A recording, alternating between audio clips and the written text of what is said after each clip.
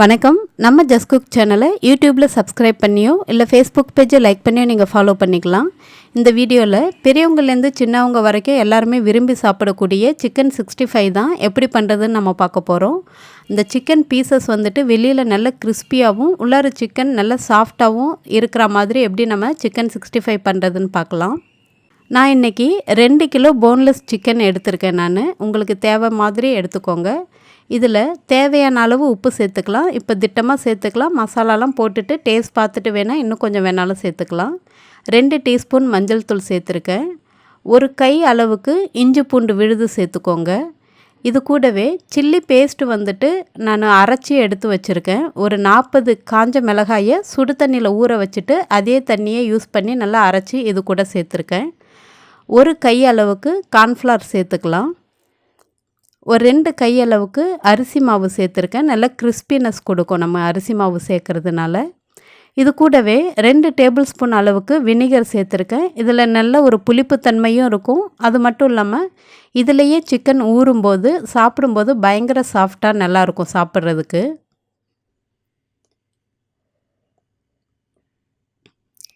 இப்போது காரம் பார்த்துட்டு நான் மீதி வச்சுருக்கிற சில்லி பேஸ்ட்டையும் முழுவதுமாக இது கூட சேர்த்துருக்கேன். அப்போ காரம் வந்துட்டு கரெக்டாக இருக்கும்.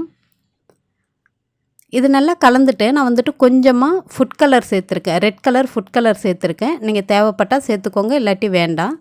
ஒரு 3 டீஸ்பூன் அளவுக்கு கரம் மசாலா சேர்த்துட்டு இது கூடவே நான் வந்துட்டு கெட்டியாக கொஞ்சமாக தயிர் சேர்த்துருக்கேன். ஆல்ரெடி நம்ம வினிகர் சேர்த்துருக்கோம். அதனால் கொஞ்சமாக தயிர் சேர்த்துக்கோங்க போதும். அப்படி இல்லைன்னா சேர்க்கவே தேவையில்லை.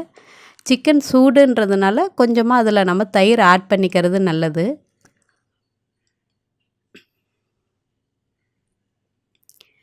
இப்போது இது எல்லாமே நல்லா கலந்து விட்டுட்டு காரம் உப்பு மட்டும் சரியாக இருக்கான்னு பார்த்துட்டு அந்த ஓரங்களில் இருக்கிற மசாலாலாம் நல்லா வழித்து ஒன்று சேர்த்துட்டு ஒரு அரை மணி நேரத்துலேருந்து இல்லை 1 மணி நேரம் வரைக்கும் நல்லா ஊற வச்சு எடுத்துக்கலாம். அப்போ தான் அந்த மசாலாலாம் இறங்கி சிக்கன் உள்ளார நல்லா வெந்தாலும் நல்லா சாஃப்டாக இருக்கும். இப்போது 1 மணி நேரம் பொறுத்து அந்த தண்ணிலாம் ஓரங்களில் வடிஞ்சிருக்கு இல்லைங்களா, அதை ஒரு முறை இந்த மாதிரி நல்லா கையால் பெசறிட்டு நல்லா சூடாக இருக்கிற எண்ணெயில் போட்டு பொரித்து எடுக்கலாம். எண்ணெய் வந்துட்டு ஆரம்பத்துலேயே நல்லா ஹை ஃப்ளேமில் வச்சு பொரித்து எடுங்க.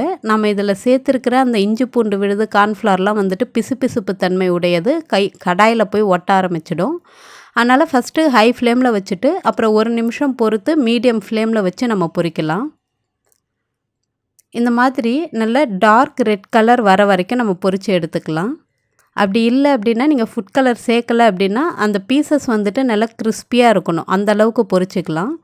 நீங்கள் பொரிக்கும்போது பீசஸ்லேருந்து அந்த மசாலா தனியாக உதிர்ந்து வருது அப்படின்னு உங்களுக்கு தோணுச்சுன்னா கொஞ்சமாக அரிசி மாவு சேர்த்து நல்லா பிசைஞ்சிட்டு அதுக்கு பிறகு பொரித்து எடுங்க.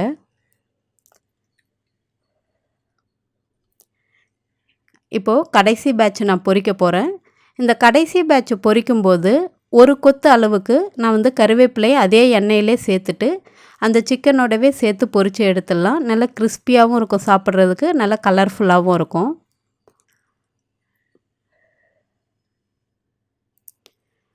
இப்போது எல்லா சிக்கனையுமே பொரிச்சாச்சு. உங்களுக்கு பார்க்கும்போதே தெரியும் பீசஸ் எல்லாமே வந்துட்டு ரொம்பவே அழகாக நல்லா வெந்து வந்திருக்கு. நல்லா பார்க்குறதுக்கு வெளியில் நல்லா கிறிஸ்பியாக சூப்பராக இருக்கும். இந்த மாதிரி நம்ம சிக்கன் 65 பண்ணி கொடுத்தோம் அப்படின்னா குழந்தைங்க மிச்சம் வைக்காமல் விரும்பி சாப்பிடுவாங்க. நீங்களும் இந்த சிக்கன் 65 உங்கள் வீட்டில் ட்ரை பண்ணி பார்த்துட்டு எப்படி இருந்துச்சுன்னு சொல்லுங்கள். நன்றி, வணக்கம்.